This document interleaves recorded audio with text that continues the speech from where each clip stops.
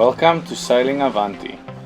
We are Gerard and Jacqueline, sailing our 41-foot monohull Avanti around the world from Cape Town, South Africa. We have just crossed from Bonaire and made it safely to Santa Marta, Colombia. So we've arrived in Santa Marta.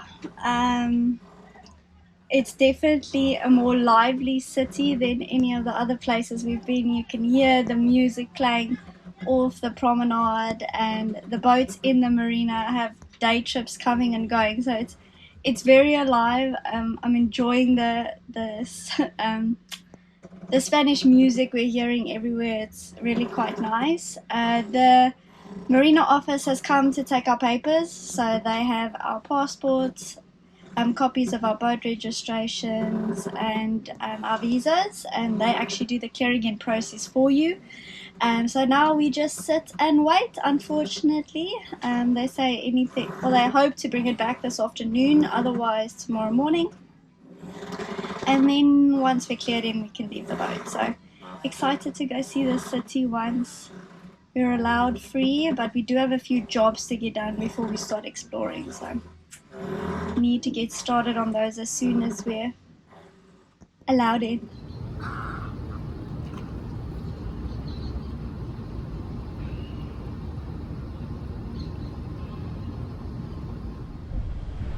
The next morning, bright and early, we received our passports back with a smile and were given the green light to enter Colombia. This marina is one of the nicest we've seen so far. I must add that we don't see many.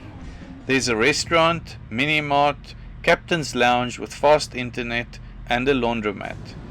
Once you leave the marina, we are allowed to use the pool at the hotel nearby. And with the scorching weather in Santa Marta, we use this almost daily. We've chosen Santa Marta, Colombia as a stopover because there is a relatively new marina here, and we've heard relatively good things from other cruisers.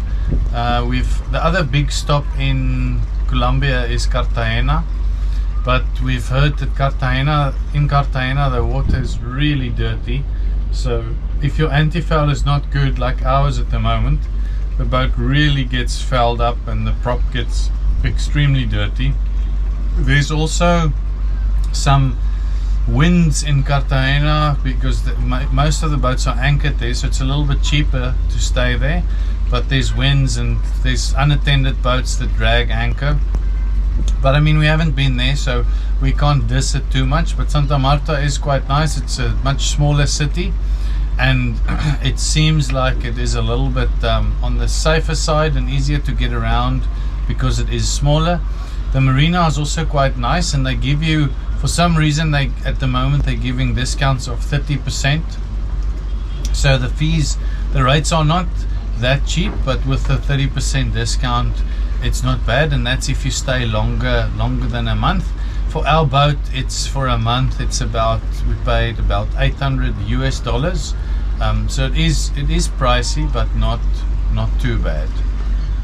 So upon entering Santa Marta, you have to fill in some forms for them before you arrive. Passports, visas, if you do have, you need to send to them. And you also can't clear in, so you have to use an agent. They normally ask $100 US for the agent, but if you stay a month or longer, then they give that agent fee for free.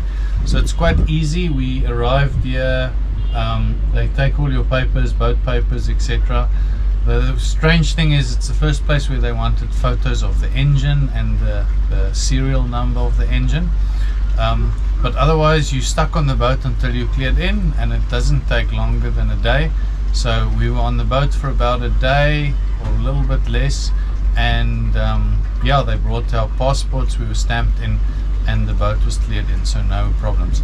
The one thing that is strange in Colombia is if we clear out here, for instance, if you want to go to Cartegena, you have to clear out here and clear in Cartegena again. And we've heard that the agents there are quite expensive, so we did consider a short stop in Cartegena just to check it out and to spend a few days there, but with the high agent fees, a stop of a day or 3 does not make sense. So that's why we chose Santa Marta.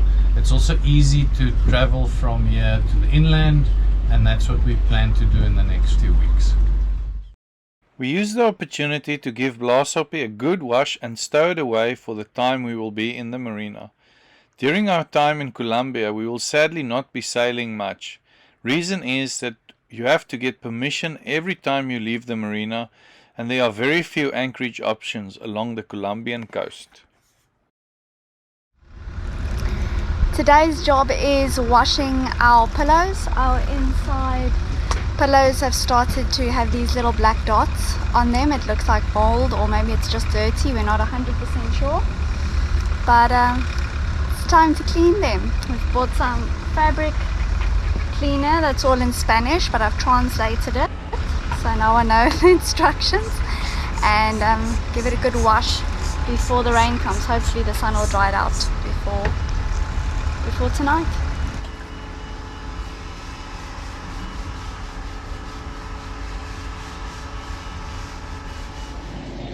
We haven't been using our wind vane that much because of the seagrass in the Caribbean, so most of these short sails we just use our autopilot and avoid having the grass being caught in Gandalf. So I've decided to just have a look at the wind vane after we stopped in Santa Marta, just so that we know it's ready and everything is still working. And we actually discovered that the adjustment screw, this is where you turn it to basically change the direction of the boat, was really stuck. So yeah, I'm going to open it up to see if I can see what's wrong. It's really hard to turn by hand, and it should be free running.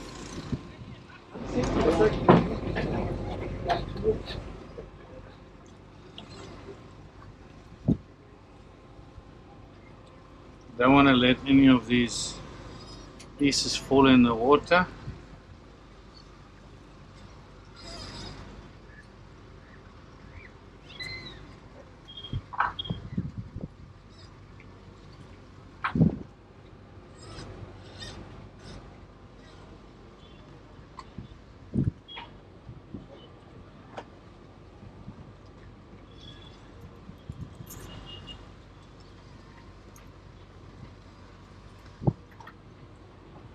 So this should just come out. There, it's coming looser now.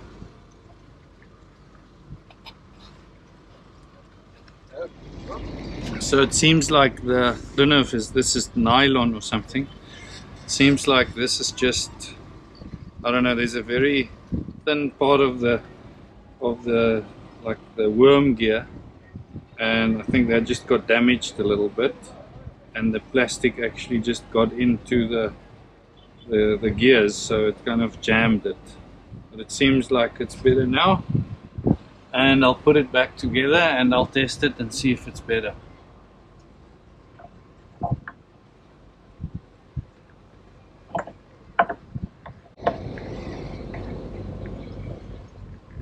Yeah, it feels much better. So yeah, much looser. Just need to tighten it now, but it's turning as it should, which is good.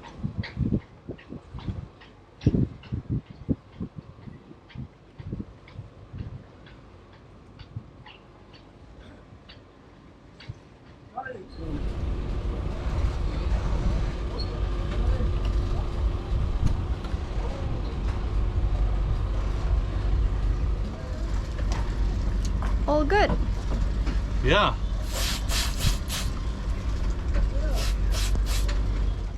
Tonight we're eating tacos. I'm so excited. I saw this recipe online and I've been dying to make it. Just because we're in a place that has cheaper meat doesn't mean we need to buy it. So we're back on the vegetarian train. I've made a mushroom and onion and chili with some pineapple juice and soy sauce for the protein part of it, and then a green salsa and a red salsa. Green salsa is parsley, pineapple chunks, lime juice, and the red salsa is red onion, tomato sauce, sugar and vinegar. So I hope it tastes nice.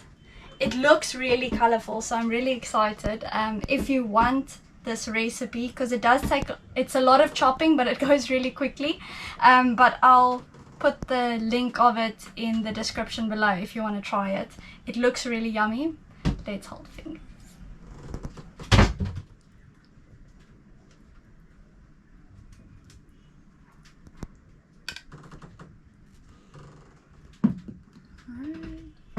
Green.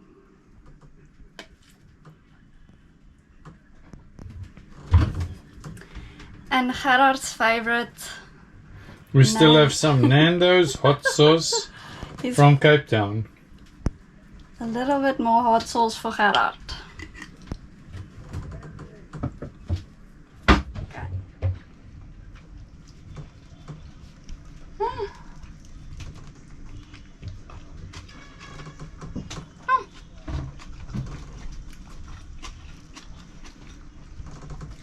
It's sweet and spicy and juicy and just all things good. It's just leaking a bit. Today I'm tasting one of the local or more popular local beers. You see all the locals drinking this, and there's a lot of advertisement on the streets. This one is called a poker, so it's quite an interesting name. It's a Colombian lager, so brewed in Colombia and obviously enjoyed here. So Santa Marta is really, really hot. The marina can get extremely hot. And yeah, beer is always good to cool down a little bit.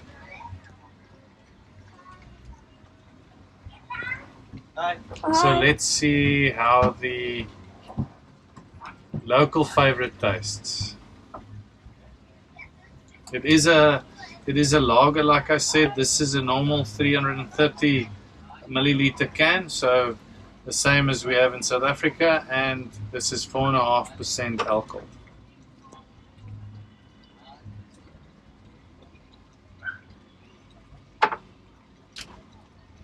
Yeah, so a really refreshing and a good tasting lager, especially for something that's mass produced.